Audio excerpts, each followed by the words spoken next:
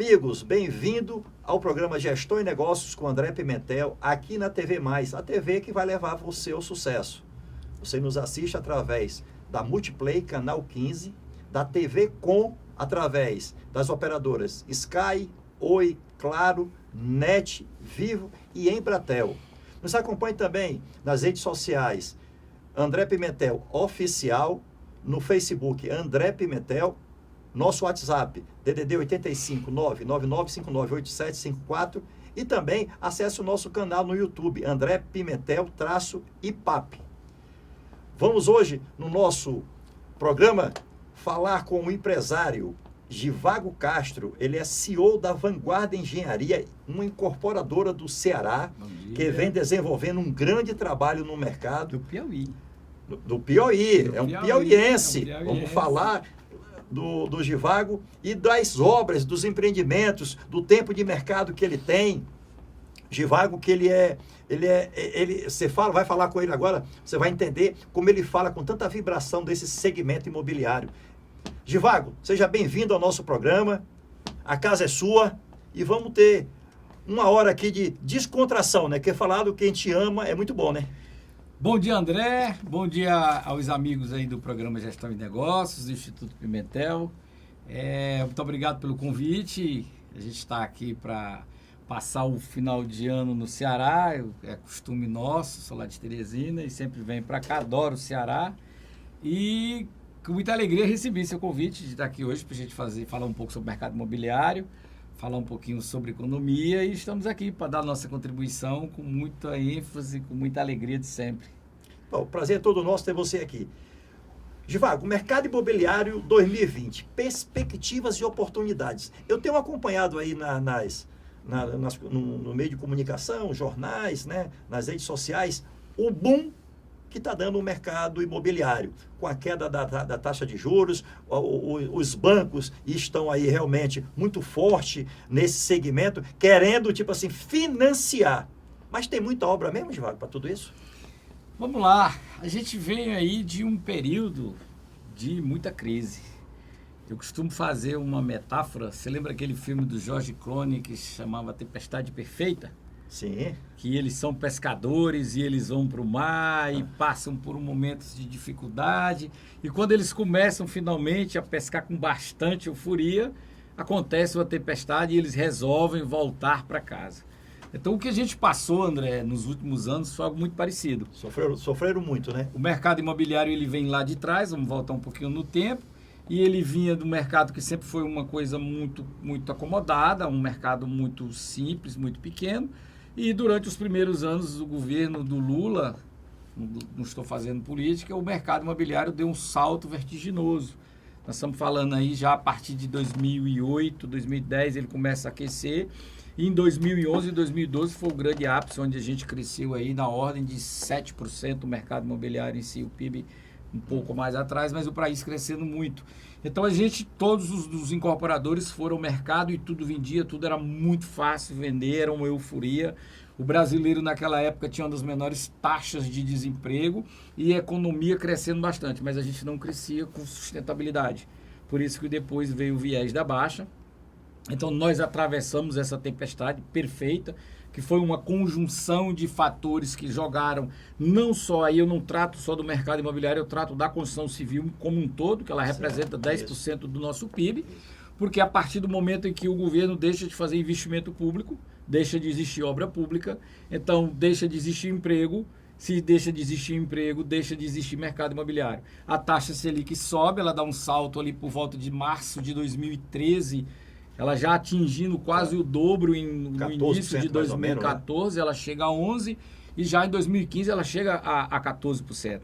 Então todo o mercado se volta para quê? Para papel, para mercado financeiro, para bolsa, para letras de câmbio, até a própria poupança sofreu com isso e as pessoas começam a tirar o dinheiro. Os investimentos mudam, né? Os investimentos mudam, porque o país, a política econômica dele, ela é muito atrelada à Selic.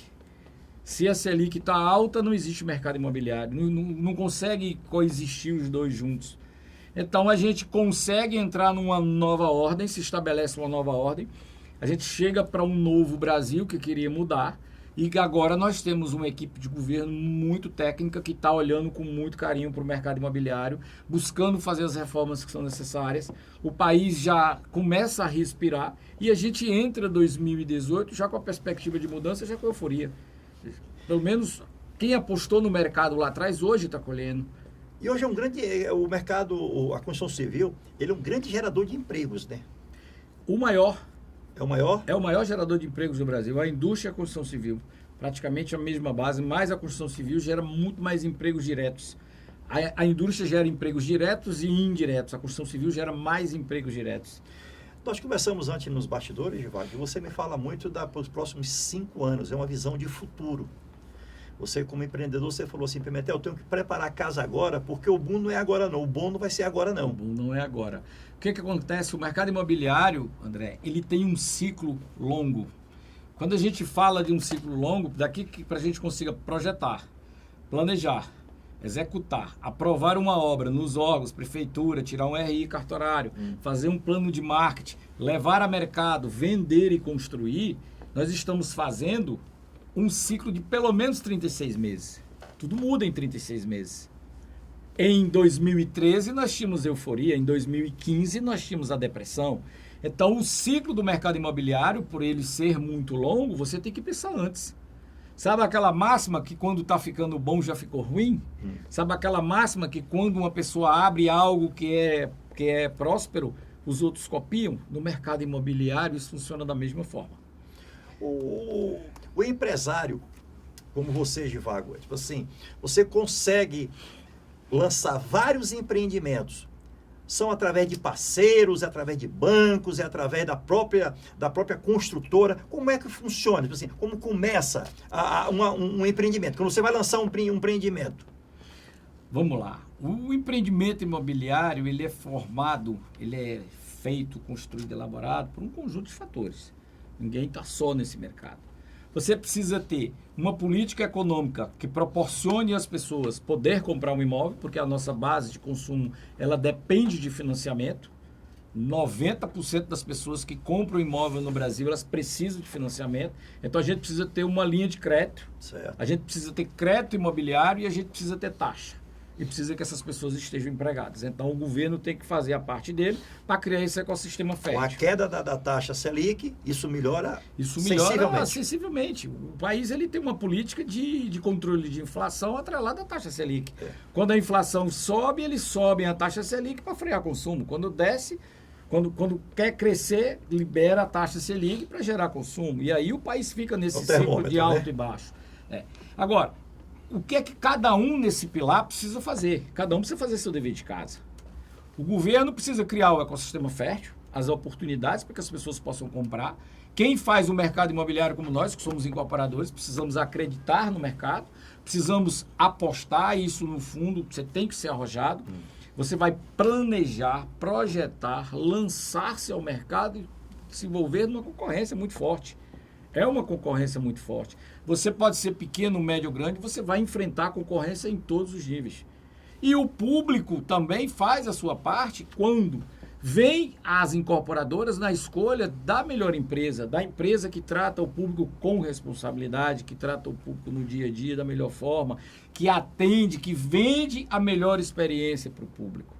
Então, hoje, você consegue, sendo pequeno, médio ou grande, você consegue concorrer de igual para igual com qualquer um. Vai depender do quê? Da sua expertise, da seriedade com que você trata o seu negócio, da forma como você faz o seu plano de vendas e principalmente da experiência que você proporciona ao seu cliente. Porque tanto um carro como um imóvel, uma casa, um apartamento, é um sonho de alguém. Você está trabalhando para realizar o sonho de alguém. E na construção civil, algumas incorporadoras, construtoras, ele bota lá, você vai lá, vê lá o prazo, 36 meses para entregar. A pessoa se planeja, faz tudo isso, aí chega com 36 meses, tem 70% da obra pronta, não entregou. Aí vem os distratos, né? Você me disse que você tem conseguido entregar ao longo do tempo, antecipado. Olha, todas as empresas, você falou num ponto crucial aí. Quando a gente se programa lá atrás, que você planeja, idealiza aquele imóvel, que você faz as suas contas, o custo, que você vai levar isso ao mercado, você tenta imaginar todos os cenários possíveis e impossíveis para que você possa se proteger e você possa honrar com seus compromissos. O caso dos distratos que você falou aí foi um dos melhores marcos regulatórios do mercado imobiliário que teve nos últimos anos. Quando veio a alta da Selic em 2013, 2014, que o mercado imobiliário começou a arrefecer, que começou a esfriar, veio junto com ele, em 2015 e 2016, o fantasma, vamos dizer assim, dos distratos. Não existia um marco legal, algo que regulasse isso. Tudo era feito à base de contrato, do que era colocado em contrato. Algumas construtoras colocavam cláusulas mais simples, outras cláusulas bem severas para o consumidor. E no final isso tudo acabava em justiça. O judiciário, por sua vez, simplesmente fica sempre do lado do consumidor. Então, a grande maioria das construtoras, seja pequena, média ou grande, sofreram muito com o distrato. O distrato médio, André, foi da ordem de 40%, 50%. Ou pessoas que não poderiam mais pagar porque teriam perdido o emprego, ou investidores que queriam comprado e o imóvel não valorizava, por si não queria mais, e chegava para as incorporadoras e disse assim, eu não quero mais, devolvo o meu dinheiro. Você imagine você continuar um ciclo de uma obra, com os clientes remanescentes, os que ficaram, e um ciclo de devolver dinheiro para os que saíram. Por quê? O incorporador que foi inteligente, ele tomou uma decisão muito séria, ele resolveu isso administrativamente. Por exemplo, eu tive em torno de 30% de distrato. 2 só foram levados à justiça. E o acordo que eu fiz na justiça foi o mesmo que eu fiz na minha mesa. Quer dizer, eu chamei o cliente, eu digo, eu não tenho intenção de penalizar você, nem posso arrancar aquele tijolo que eu já sentei na parede, aquele ladrilho, e devolver, o teu dinheiro já virou obra. Então vamos fazer um acordo. Se o meu contrato diz que eu poderia te multar em 10% do valor do imóvel, mas tu só tinha me pago 25, 30, não é justo para ti. Também não é justo para mim devolver tudo. Então, a gente sentava, fazia um acordo e devolvia parcelado. O que nós devolvemos de dinheiro hoje seria em torno de 30%, 40% do que se devolveria numa possível litigância. Porque o judiciário ia mandar devolver tudo de uma vez e corrigido. Passasse o tempo que fosse, uma hora, essa pancada ia chegar como chegou. Chegava, né? Como chegou em vários. Então, com o marco regulatório dos distratos, o consumidor também é privilegiado com isso, porque em caso de atraso, como você falou, se o construtor der causa ao atraso, ele sim agora passa a pagar uma multa para o consumidor. Ele tem que honrar. Ele tem que honrar, porque esse consumidor ele se programou para casar, ele se programou para se mudar. E se ele não comprou um imóvel pronto, como existe no mercado, e buscou um imóvel na planta, porque tem uma facilidade melhor para pagar, é porque ele encaixou ao projeto de vida dele. E você não pode frustrar isso. Você falou um ponto muito importante, Givago, sobre o marco regulador. Porque, senão, o que é que chama... se eu vejo lá uma placa, seu imóvel em 18 meses. Seu imóvel em 18 meses. Poxa, que legal, eu vou comprar porque eu quero em 18 meses. Só que o construtor, ele sabe que ele não vai entregar em 18 meses, ele vai entregar em 36. Ele coloca aquilo como um marketing para ele. Hoje, com esse marco regulador que você falou aí, realmente eu acho que bloqueia isso, né? Vamos lá. Primeiro a gente precisa dividir um pouquinho aí essa situação, porque a grande maioria dos construtores, pelo menos os que eu conheço, eles são muito sérios e eles não usam isso como um marketing para vender. Eles usam isso com um plano, em cima de um planejamento, de uma proposta onde ele estipula que ele vai vender, que ele vai repassar com o banco. E se lembre que o mercado imobiliário é feito de várias pontas. Então nós temos uma prefeitura que tem uma inércia de aprovação, pelo menos lá no Piauí nós temos um problema muito sério. Nós temos um cartório que tem uma inércia de registro, porque eu preciso registrar o contrato do cliente para poder receber dinheiro. Uma morosidade. Uma morosidade. Você muitas vezes tem o próprio cliente que depois que assina o contrato com você, que começa a lhe pagar aquela prestação do dia a dia, ele para trazer a documentação para financiar, alguns dão bem trabalho. Então é um conjunto de fatores tão grandes que mercado imobiliário não é para amador. Se você quer honrar o prazo de um empreendimento, antecipe-se. Aprove o seu projeto, o seu alvará antes de começar, muito antes. Aprove o seu RI para você ter condição de financiar o cliente e aí sim você poder cobrar dele na hora que você levar ele para o banco, para ele poder fazer o desligamento dele ou o imóvel na planta, que assim o seja. Quer dizer, seja organizado. Se você não for organizado, o mercado não é tão organizado quanto parece, pelo menos a gente tem esse problema lá localizado. Você não consegue ter acesso ao crédito em tempo rápido e oxigênio de obra é dinheiro. É dinheiro. Você com dinheiro, obra anda. Sem dinheiro, obra vai andar no ritmo que puder. E acaba atrasando. E acaba atrasando. O programa está muito bom. Vamos dar uma paradinha para o nosso intervalo. Já já voltamos.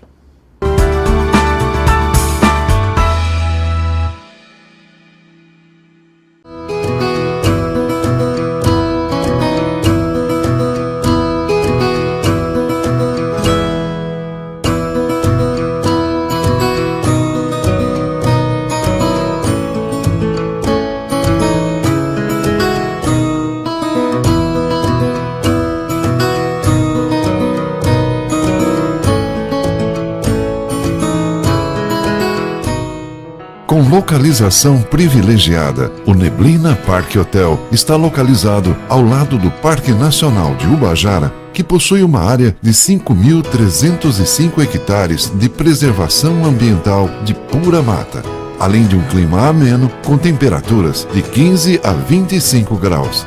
O Neblina Parque Hotel é um hotel de serra completo, com 50 apartamentos, atualmente sendo ampliado para 65 apartamentos. E uma vista para uma área verde imperdível. Ele é equipado com apartamentos amplos e confortáveis, lagos naturais, caiaque, tirolesa, restaurante com capacidade para até 200 pessoas com churrascaria, piscinas adulto e infantil, dentre outras.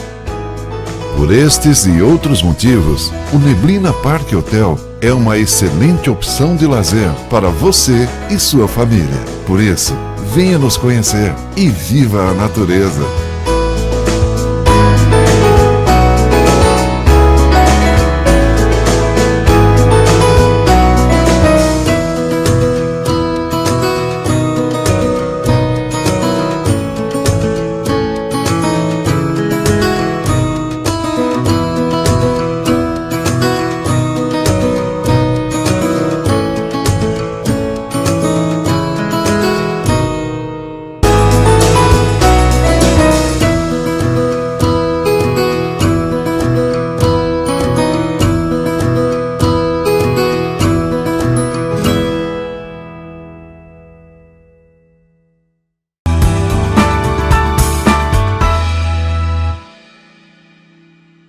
Olá, amigos, estamos de volta com o programa Gestão e Negócios com André Pimentel aqui na TV Mais, a TV que vai levar você ao sucesso. Você consegue assistir o nosso programa através do canal na Multiplay, canal 15 da Multiplay aqui em Fortaleza, ou através da Com Brasil, pelas operadoras Claro, Vivo, Oi, NET, Embratel. Givago, dando sequência aqui ao nosso programa sobre mercado imobiliário 2020, as suas perspectivas. Uma perguntinha para você. Das pequenas às grandes incorporadoras sofreram com a crise. Como podemos evitar uma nova crise no mercado imobiliário? Agora você me apertou. André, em relação a você pegar um cenário desse, de você ver desde uma pequena empresa, com pequena estrutura, com fluxo de caixa engessado, a uma grande empresa como a Gafisa, que eu vi lançar 4.000 apartamentos de uma vez em São Luís, por que todas essas empresas, da pequena e grande, sofreram com esse baque? Quantas sobreviveram? Eu sou um estudioso de mercado, eu vou a fundo, eu saio da superfície, eu mergulho nessa relação para entender, para poder melhorar o meu negócio, como todo bom gestor deve fazer. E a única razão que eu encontrei de fato para que de uma pequena à grande todas tenham sido tragadas para dentro desse buraco negro, dessa tempestade perfeita que foi a crise do mercado imobiliário, a pior de todos os tempos da história do Brasil, é que nós não estávamos preparados para uma desaceleração tão brusca. Foi muito rápida. Foi muito rápida. Como eu te falei, o processo entre você conceber um projeto, levar à praça e construir é um ciclo médio de 36 meses. O Brasil é um país em que a política afeta muito a economia. Se você voltar um pouquinho no tempo, nós vamos lembrar que em 2013 era euforia, 2014 veio reeleição, era euforia, 2015 a gente já entra com a lanterna, com o sinal laranja. Demorou para as empresas se aperceberem. Quem tinha projetado 2013, 2014 lançado, já entra 2015 num cenário de crise. Seja pequeno, médio ou grande, não estava preparado para fazer uma leitura desse mercado. As grandes incorporadoras sofreram até mais que as pequenas, porque elas tinham grandes canteiros de obras espalhados no Brasil inteiro. Eu vi um canteiro de obras em São Luís, numa grande incorporadora da Gafisa, lançar 4 mil apartamentos ali na ponta da areia, e que eu acho que até hoje tem 2 mil lá desocupados. Ninguém estava preparado para uma frenagem tão brusca. E quando começa a falar em crise, desculpa lhe cortar aqui, mas aí o que é que acontece? O cliente, ele diz, rapaz, vou guardar meu dinheiro, eu não vou investir em nada, não pode vir uma crise muito forte, eu preciso de dinheiro, e ele não investe em nada, deixa no banco. Chama-se confiança. Isso. O consumidor do imóvel só vai comprar e assumir um débito de 20, 25 anos quando ele tiver confiança de que os próximos anos serão bons, que o emprego dele será mantido, que ele tenha perspectiva de ganho. Senão, ele se retrai. É a última coisa, ele vai para o aluguel, ele volta para a casa da mãe, eu sei, ele procura qualquer solução do que assumir uma prestação de 20 anos, se ele não houver confiança. E foi o que aconteceu. O mercado freia de uma vez, a Selic sobe, os juros sobem do mercado imobiliário, o consumidor retrai, vem uma brusca crise política, ética, moral no país, e aí o mercado recolhe. Desaquece e ninguém estava preparado. Pelo contrário, as construtoras tinham lançado. Eu estava com 2 empreendimentos lançados em final de 2014 e 2015. Quer dizer, eu atravessei esse momento de crise, fui construindo, devolvendo dinheiro de distrato, repassando com o banco com dificuldade, porque os próprios bancos, a Caixa Econômica nesse tempo sumiu o FUND. Quando o brasileiro, você trabalha no SBPE, que é o Sistema Brasileiro de Poupança e Empréstimo, a Caixa Econômica usa o dinheiro da poupança para financiar com essa faixa que a gente trabalha. E aí esse consumidor tira o dinheiro da poupança, seja para sobreviver, seja para ir para aquelas LCAs, LCIs, aquelas letras de câmbio que estavam pagando 14%. A Caixa Econômica chega, eu com empreendimento no ponto de financiar, a Caixa Econômica diz, lamento, não posso financiar o seu cliente. Imagine isso para você sobreviver nesse cenário. Ainda é muito burocrático para o seu cliente ele financiar um imóvel? Olha, tem melhorado bastante. Com esse aquecimento do mercado e a disputa entre os bancos privados que entraram na briga para valer, a gente tem sido procurado pelo Bradesco, pelo Santander, pelo Safra, alguns bancos que querem buscar aquele consumidor final, que querem fazer, porque quando o consumidor vem para o banco particular para financiar o imóvel, ele traz consigo toda a parte do portfólio de banco.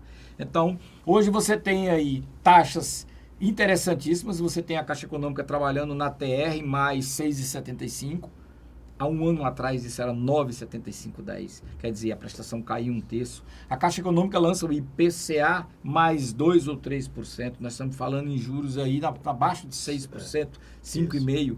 Isso é fantástico. Lembrando que tem um risco, se o IPCA subir e descer, sua prestação vai subir, vai descer. Está indexado, né? Mas aí entra o Bradesco, o Santander e o Safra com taxas aí da ordem de 7%. E eu acredito que vai cair mais. Para brigar com o Banco do Brasil, Caixa... Para brigar com todos esses bancos. Então, não adianta só trazer taxa.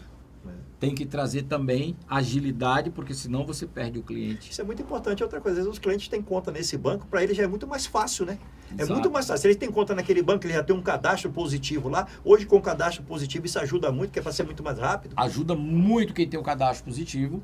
E os próprios bancos já sentiram isso, que precisam ser mais ágeis. Aonde é que a coisa entorna? Muitas vezes no cliente, quando tem que levar isso a cartório, aí lá nós temos essa deficiência cartorária muito grande, isso demora um pouco para você aprovar, para rodar uma cédula de crédito, para voltar para liberar dinheiro. Mas a gente tem sentido uma grande melhora nisso aí também. Divago, então, hoje um grande termômetro no mercado imobiliário, posso falar assim, é a Selic. A Selic é o grande termômetro para qualquer mercado. A Selic, que é o Sistema Brasileiro de Liquidação, Sistema Especial de Liquidação e Crédito, ele rege a taxa de juros da política econômica do país. Ok. Se eu quero consumir, se o Brasil quer crescer, infelizmente a gente tem uma cultura, volta um pouco, a gente tem uma cultura de controle de inflação sempre com política recessiva. Isso vem lá atrás dos militares.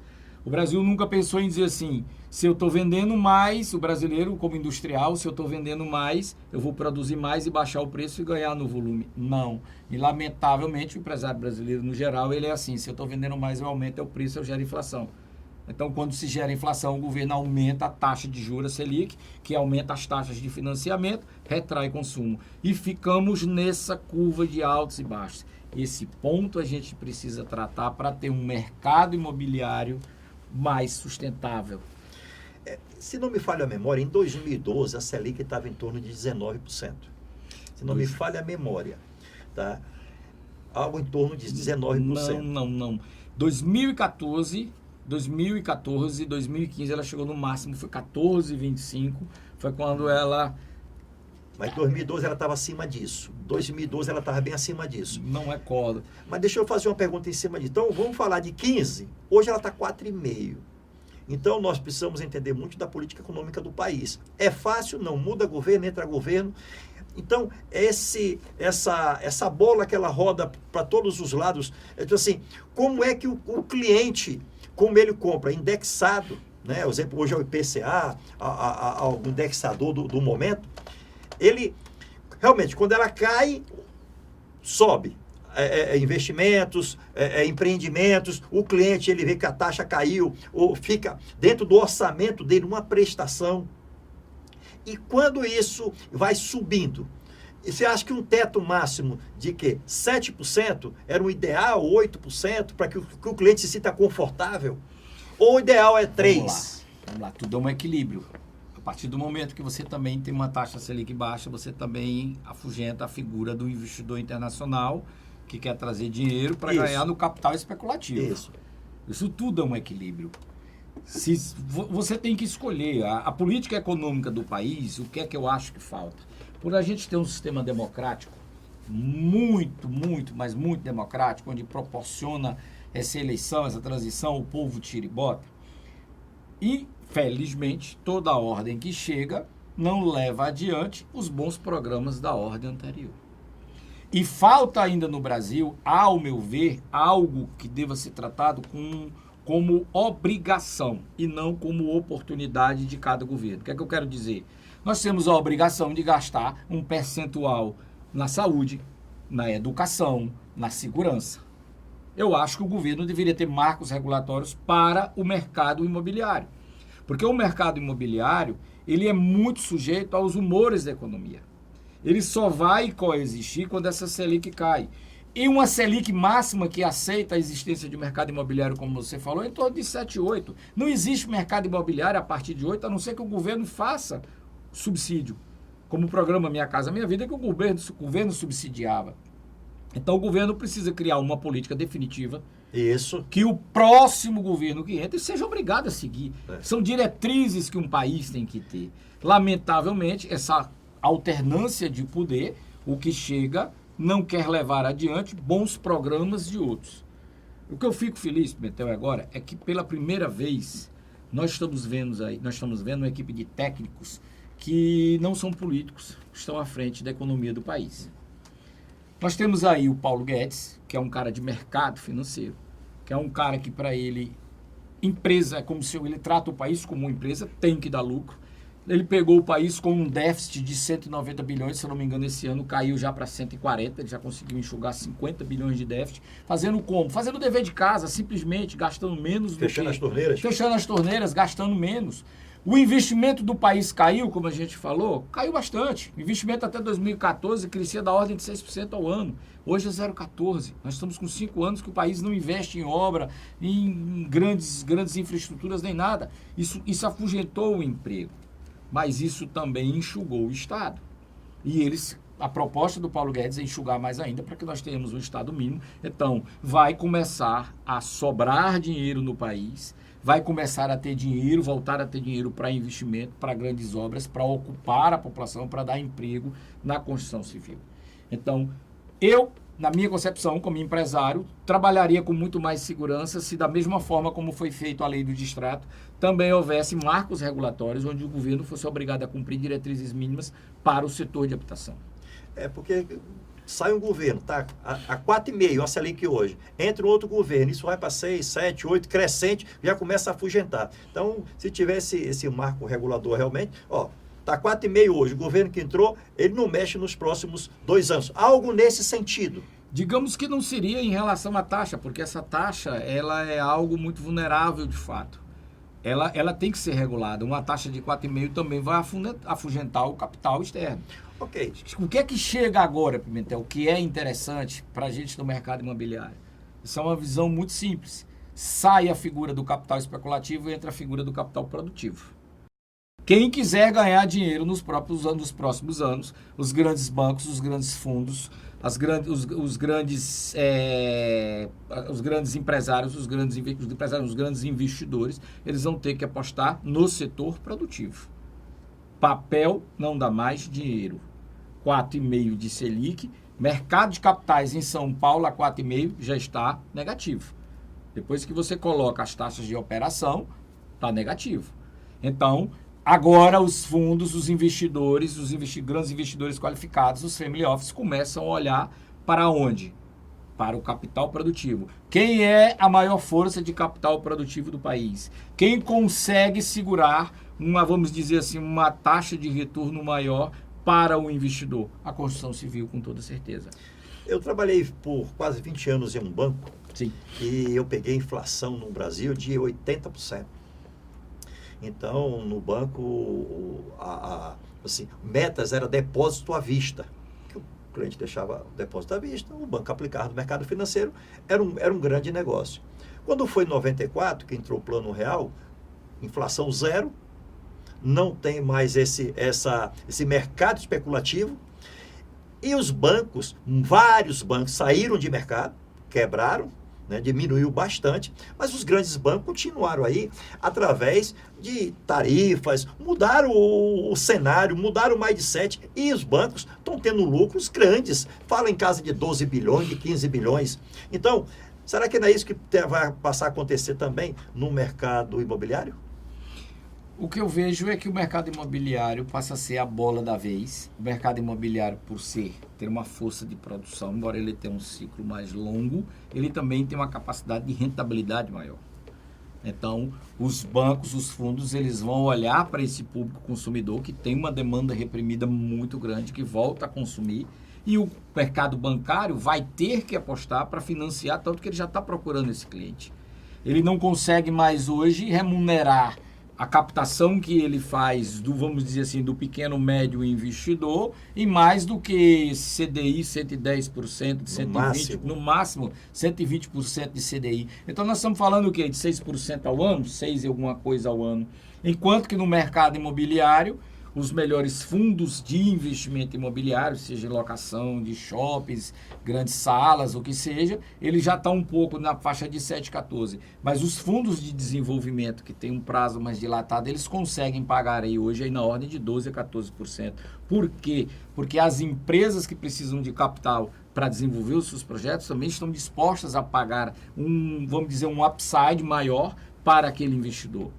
O investidor volta a olhar para as empresas, coloca capital dentro, tendo transparência, governança, compliance, você consegue fazer uma SPE, você consegue montar um modelo estruturado que você dá segurança para o seu investidor e ele vai ganhar junto com você dentro do seu negócio. Ele é o capital, você é o braço motriz. São as parcerias, né? Parceria, juntando os dois, você vai ter bons negócios, desde que sejam tomadas todas os devidos cuidados, aonde esse capital está sendo investido e acompanhado isso.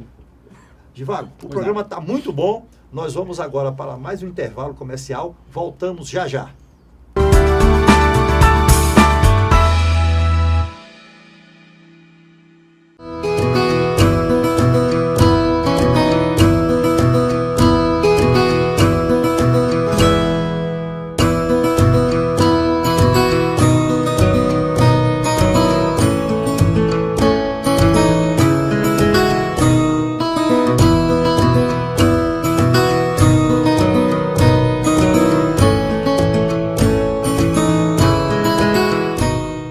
Com localização privilegiada, o Neblina Parque Hotel está localizado ao lado do Parque Nacional de Ubajara, que possui uma área de 5.305 hectares de preservação ambiental de pura mata, além de um clima ameno com temperaturas de 15 a 25 graus.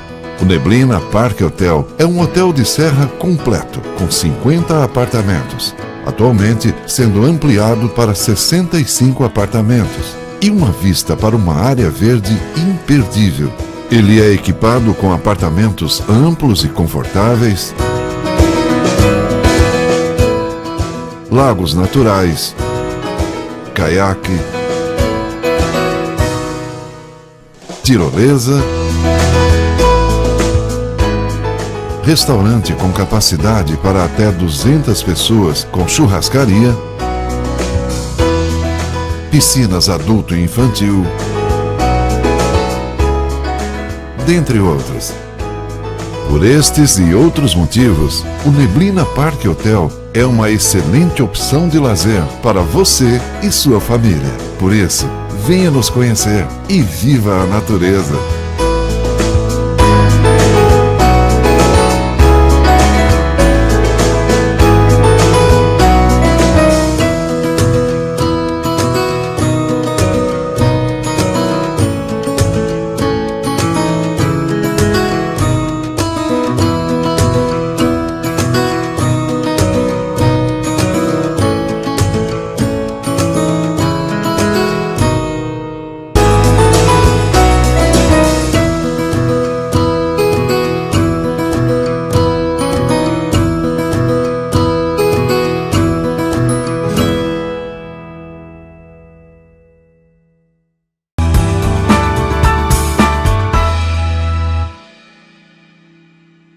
Estamos de volta com o programa Gestão e Negócio com André Pimentel aqui na TV Mais, a TV que vai levar você ao sucesso, através do canal 15 na Multiplay, da TV Com Brasil pelas operadoras Claro, Vivo, Oi, NET, Embratel. Vocês também conseguem assistir o nosso programa. Vamos voltar a falar com o empresário Givago Castro sobre o mercado imobiliário 2020. Givago, quais as perspectivas reais para os próximos anos e se estamos no caminho certo? André, eu acho que os primeiros passos foram dados, mas por tudo que a gente já falou, por ausência de alguns marcos regulatórios, por a volta total e plena da confiança ainda muita coisa precisa ser ajustada. Mas, quando a gente faz a leitura desse ano que está terminando, que a gente vê entrar uma nova ordem, que já aprovou o projeto da Previdência, que era tão importante, que tem a intenção, mesmo isso tendo que tomar medidas impopulares, lamentavelmente os últimos governos só faziam as coisas pensando em voto, então tomavam medidas só pensando em voto, que não criaram um ecossistema fértil para que o país pudesse crescer com sustentabilidade. Então, se a gente consegue aprovar a reforma da Previdência, já estamos falando em diminuição de déficit, se a gente consegue fazer a reforma tributária, a gente vai começar a crescer de forma sustentável. O Brasil é como você querer ganhar por ipom, onde você pega o adversário, dá um golpe, derruba ele, bota as costas no chão, mas tem que ficar segurando para poder consolidar o ipom. Se derrubar e deixar ele volta, ele derruba, né? Ele volta, ele derruba. Então você fica naquela eterna queda de braço, naquele esforço. O Brasil, os momentos em que ele cresceu, foi como isso. Ele queria resolver seus grandes problemas, suas grandes mazelas, através de medidas provisórias, a adição de medidas provisórias que jogassem dinheiro na economia por jogar, mas ao mesmo tempo aumentava a máquina, inchava a máquina, e esse déficit ia crescendo paralelamente, numa hora isso ia estourar. E o que eu vejo nesse governo é a vontade de acertar. Esse ano, nós crescemos 1%, um pouco mais de 1%, mas nós crescemos com sustentabilidade. Nós crescemos e reduzimos déficit. Próximo ano, eu acredito num crescimento de 2,5%, ou pelo menos na próxima década, num crescimento em torno de 1,8 a 2. Isso é fantástico para um país das dimensões como o Brasil, porque a nossa base ela é de consumo. O Brasil só é grande, tem essas grandes dimensões, porque a gente consome muito também.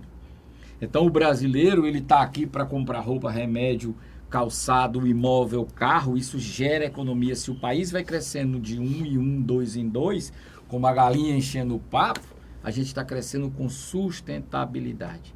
A gente não está jogando rios de dinheiro na economia, gerando consumo, gerando inflação e aumentando o déficit com a carga pesada do Estado, como se fazia antes. O varejo vem crescendo também. Tudo, os sinais são muito bons. Quando a gente vê a construção civil, que é o primeiro que entra na crise, é o último que sai, reagir, é porque todo o sistema já está bom, já está ajustado. Então, a minha perspectiva é que esse governo técnico como é, com as medidas que está tomando, com a forma como entrou e conseguiu negociar com o Congresso essas reformas, que a classe política, que o Congresso, na presença do presidente Rodrigo Maia, que eu acho que foi fantástico, decisivo na aprovação da reforma da Previdência, eu acho que o país volta a acreditar em si, a ganhar confiança, e a gente pode pensar assim numa perspectiva melhor. Ok. Givago, o mercado imobiliário ele é muito complexo. Não é para amadores. Não é para amador, ele é muito complexo, né? Então, temos um país de dimensões superlativas, né? E com uma concorrência muito sagaz, principalmente pela força das grandes incorporadoras. Como criar oportunidade para as pequenas e médias incorporadoras entrar nesse mercado e obter um sucesso? Excelente pergunta, André. E aí entra um pouquinho do coração do empreendedor, que entrou lá atrás e bateu de frente com as pequenas e médias grandes incorporadoras e conseguiu sobreviver. E estamos hoje já partindo para o nosso 8º empreendimento em 8 anos, praticamente um por ano, sempre com muito sucesso de vendas. Mas você tem que criar o seu DNA. O mercado imobiliário, imagina um grande transatlântico, vamos dizer, ele não faz uma curva rápida, ele não é uma coisa que ele tem uma inércia, é um fast food, comprei, vendi, entreguei, acabou minha relação, tenho que ter uma boa experiência para o consumidor. Então, o mercado imobiliário, ele existe muitas oportunidades, seja o tamanho que for, e de um pequeno concorre com um grande. Agora, ele precisa entender muito do que o que ele está fazendo e, principalmente, ele precisa entender que o consumidor, ele foi muito educado com esses últimos anos. O consumidor hoje, André, ele busca experiência. Minha Casa Minha Vida foi fantástico, resolveu o problema de muita gente, mas para muita gente foi um pesadelo. O cara foi levado para morar nas bordas de periferia e de dia ele sai para trabalhar, de noite tem alguém chutando a porta dele, querendo arrombar ou destelhar a casa dele. Então, se você não tem no entorno a experiência de morar bem, e não é só dentro da casa para dentro, é você ter o equipamento comunitário, é você ter a segurança, é você ter a saúde para o seu filho, é você ter a escola, e se você não tem isso, você não tem uma boa experiência. Então, quem quiser entrar no mercado imobiliário, eu digo os jovens engenheiros, os jovens empreendedores que estão entrando, pense sempre na experiência. Quem der boa experiência para o consumidor, vai concorrer com qualquer uma grande, com MRV, com Tenda, com Gafisa. Eu não tenho medo de concorrer com nenhuma. Nenhuma, lhe digo, sem qualquer pretensão, respeito muito, não tenho medo. Porque eu faço o meu dever de casa para o consumidor. Em cima disso até do dever de casa, Givago, uma pergunta, eu como consumidor faço essa pergunta para você. Você entrega um prédio, hoje tem muitos condomínios fechados, né? Você entrega também. E após entrega, aparecem muitos problemas, e quando aparece o problema, você tem uma equipe própria para isso, porque algumas pessoas reclamam que, eu comprei um imóvel, a parede está rachando, infiltração ou algo parecido, e nessa hora o dono do negócio some. Ele às vezes tem que contratar particular. E como é que é a vanguarda nesse aspecto? André, a Lei de Normas de Desempenho, a 15.575, ela rege o tempo de garantia que cada item dentro do imóvel, que são muitos, e você tem a obrigação de dar manutenção para o seu cliente. Mas se você levar isso ao pé da letra e você for se limitar a fornecer uma garantia por o que a lei diz, você não está dando uma boa experiência para o seu cliente. A Vanguarda, com muito orgulho, administra isso. Talvez seja o ponto em que eu acho o melhor desempenho da minha empresa. Porque a gente vem de um processo construtivo, onde a gente tem processos controlados de qualidade, que me geram um imóvel com excelente índice de satisfação do meu cliente. E aonde é que eu meço esse índice de satisfação? No meu menor índice de manutenção. Então, em todos os imóveis que a gente já entregou, a gente tem uma manutenção menor que 2% dos imóveis em épocas de inverno. Isso, se você falar que você tem uma construção que são feitos de milhares de itens, feito por pessoas, um processo praticamente artesanal, você pode se dizer com muito orgulho de que você tem uma excelente qualidade de imóvel. E essa relação, como eu lhe falei, quem vender, quem não tiver uma boa experiência para o seu cliente, não vai continuar no mercado. Porque hoje, com esse celular na mão, o cliente está muito empoderado, tanto para pesquisar, para encontrar informações sobre a empresa que ele deseja, porque tudo começa no celular, pode terminar em cima da mesa assinando um contrato. Isso. Mas a pesquisa começa no celular. Quando o cliente vai para a jornada de consumo, ele vai para o online. Então ali ele se decide entre 3, 4 empresas que ele vai olhar, fazer a visita para conhecer o imóvel e daí se decidir junto com a sua família se atende os critérios dele. E hoje uma empresa que não respeita o consumidor, que não respeita essa relação, que entrega um imóvel com pendências, com problemas, com ou que não faz um pós-obra, porque problemas vão existir, ela pode ter certeza que ela não vai sobreviver no mercado. Mas você tem uma equipe técnica sua, ou é terceirizado? Bom, nós temos a nossa equipe de manutenção, nós nos damos inclusive ao luxo de dar manutenção até do que não é nossa responsabilidade. Muitas vezes o cliente liga pedindo, alguns clientes eles não conseguem entender essa relação de garantia e liga e eu digo, não, isso não é minha responsabilidade, não, vamos lá e vamos fazer. Porque a gente já tem essa equipe, já absorve esse custo e é tão pouco a nossa manutenção. É um pós-venda perfeito. É um pós-venda bom, e isso lhe dá um background com o teu cliente, uma satisfação. A Vanguarda não tem uma ação por vício construtivo, não tem uma reclamação do Reclame Aqui, pelo contrário, eu tenho um excelente relacionamento com os síndicos dos prédios, dos quais eu já entreguei, a gente faz questão de estar junto, solidário e apoiando nos momentos que precisam, porque os problemas sempre vão existir. Você é um empresário que tem uma visão de futuro muito grande, isso me chamou muita atenção. Obrigado. Então, quando você falou para mim assim, André, eu estou criando alguns estúdios, eu fiz um estudo de mercado para poder atender um público X. Como é que é esse estudo, Givago? Vamos lá, Teresina é uma cidade que ela tem uma economia baseada em comércio, serviços, principalmente educação e saúde, e nós identificamos uma grande oportunidade através de 2 pesquisas, uma pesquisa do Sinduscom, que nos mostrou uma baixíssima quantidade de unidades pequenas, vamos dizer um quarto e sala ou um estúdio, que atende a um público que é cada vez maior, que seria o solteiro, a solteira com um filho ou sem filhos, o casal sem filhos, ou divorciada, um idoso que mora só. E Teresina não existia um vácuo dentro de Teresina para esse público. Certo. Baseado nisso, nós fizemos uma pesquisa sobre valores e qualidade da rede hoteleira também, que é bem precária e cara. Em Teresina, você vai sempre a Teresina, conhece bem. E nós identificamos que existe ainda uma população pendular de aproximadamente 16 mil pessoas que vão a Teresina por mês, que para passar de um dia a uma semana. Casado tudo isso com essa nova forma minimalista de viver, com baixo custo, mas em regiões bem localizadas, que é o que o público mais jovem hoje, os milenais estão exigindo. O público mais jovem está saindo mais cedo de casa, está casando mais tarde, está se desprendendo de carro. Esse público quer morar e ele passa o dia, ele tem uma vida dinâmica. Ele quer morar em pequenos espaços, ele quer ter baixo custo de manutenção. Com isso nasceu o Estúdio V, que foi o primeiro estúdio verdadeiramente em Teresina, que é um case de sucesso. Nós lançamos ele agora dia 10 de outubro, já está praticamente tudo vendido. Vamos lançar mais 2 agora até dia 20 de fevereiro. Cada um com uma vocação para um público diferente, mas sempre com esse conceito. Pequenos espaços, soluções compartilhadas, para atender esse público volante e as pessoas que vão a Teresina para estudar, que passam 4, 5 anos e querem morar em algo bem localizado, bem customizado, barato, com baixo custo. Pô, fantástico, fantástico esse estudo de mercado para você entregar o que a população precisa, o que o seu cliente precisa. E isso, eu falo muito nos nossos eventos, que isso é sucesso.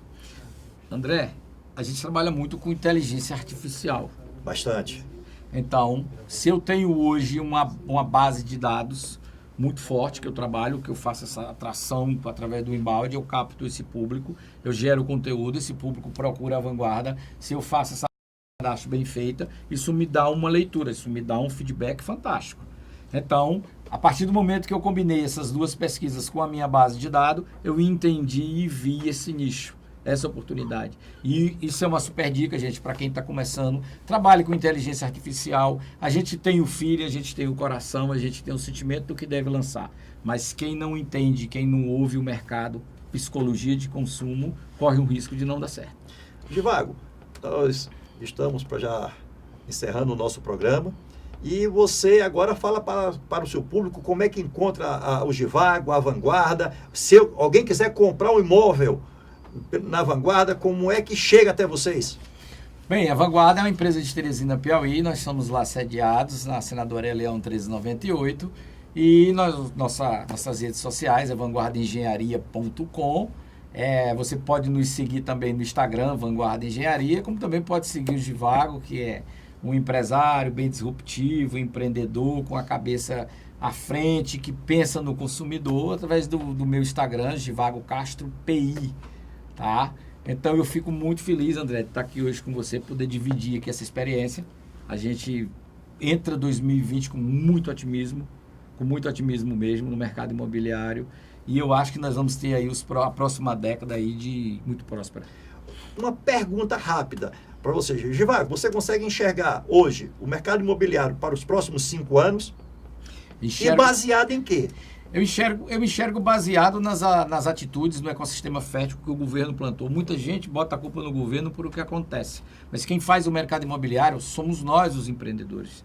O governo cria um mecanismo para que a gente possa semear e colher. Então, o governo está fazendo a parte dele, isso me deixa bastante motivado a partir do momento que eu vejo crédito imobiliário farto, taxa Selic baixa, juro de financiamento baixo.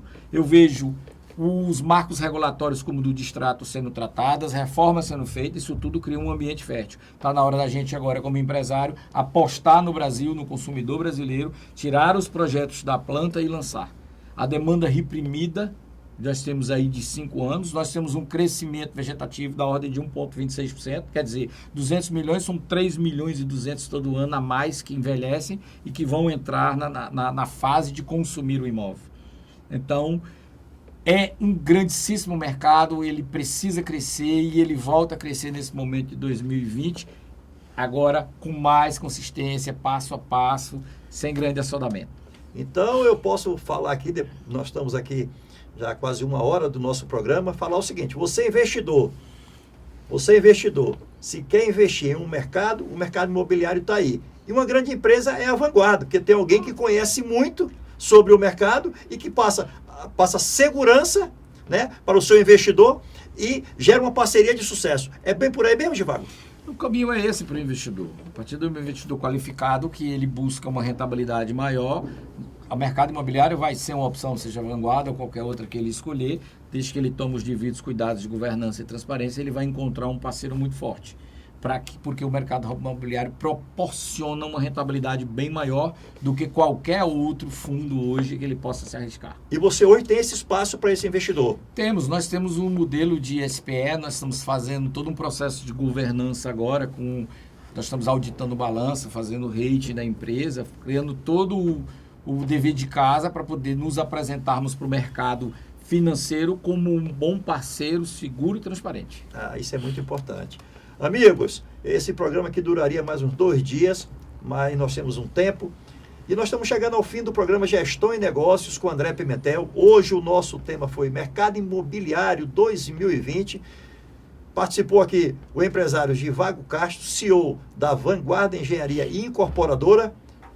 Muito obrigado pela atenção de vocês e aqui na TV Mais, você é sucesso. Que Deus abençoe a todos.